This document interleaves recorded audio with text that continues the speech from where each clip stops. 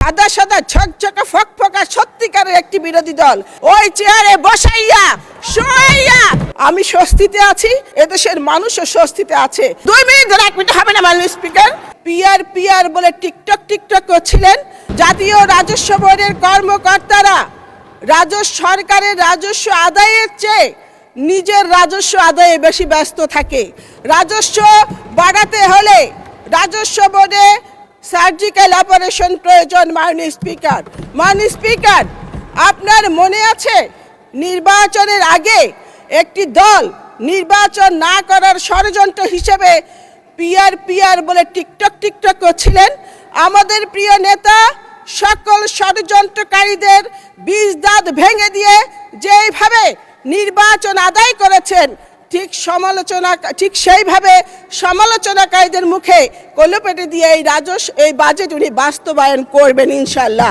জাতীয় সংসদের বর্তমান বিরোধী দল জাতীয় পার্টির মতো মিও মার্কা বিরোধী দল নয়। চেয়ে দেখেন কেমন সাদা সাদা ঝকঝকে ফকফকা সত্যিকারের একটি বিরোধী দল। উনারা যখন বাজেট নিয়ে সমালোচনা করেন আমরা কিছু মনে করি না, কিন্তু উনারা যখন বলেন যে উনাদের 168 সিট পাওয়ার কথা ছিল, বিএনপি ইঞ্জিনিয়ারিং করে তাদেরকে 68 সিট দিয়েছে, কথাটা সত্য নয়। আমি নির্বাচনের আগে ফেনীর এক নারী ভোটারকে জিজ্ঞেস করেছিলাম ভোটের কি অবস্থা। ওই নারী ভোটার আমাকে বলেছিল নৌকার তলা গেছে ডুবি, লাঙ্গলে নাই চাষ, ডিজিটাল পাল্লায় মাইপা দেখি ধানের শীষ পাস। মাননীয় স্পিকার, নিত্য প্রয়োজনীয় দ্রব্যের উপর কর ছাড় দেওয়া হয়েছে। আমি নিজে বাজার করি, আমি স্বস্তিতে আছি, এদেশের মানুষও স্বস্তিতে আছে। কিছুদিন আগে একটা আয়নাগর দেখলাম, সে আয়নাগরে একটা চেয়ার দেখলাম, সেখানে বিরোধী দলের নেতাদের ইলেকট্রিক।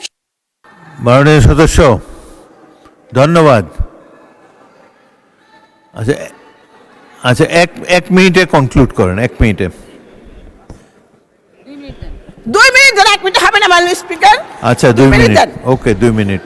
মাননীয় স্পিকার, যে চেয়ারে বিরোধী দলের নেতাদের ইলেকট্রিক শক দেওয়া হতো, আমার দাবি শেখ হাসিনাকে ফিরিয়ে এনে ওই চেয়ারে বসাইয়া শোয়াইয়া শেখ হাসিনাকে ইলেকট্রিক শক দিতে হবে মাননীয় স্পিকার।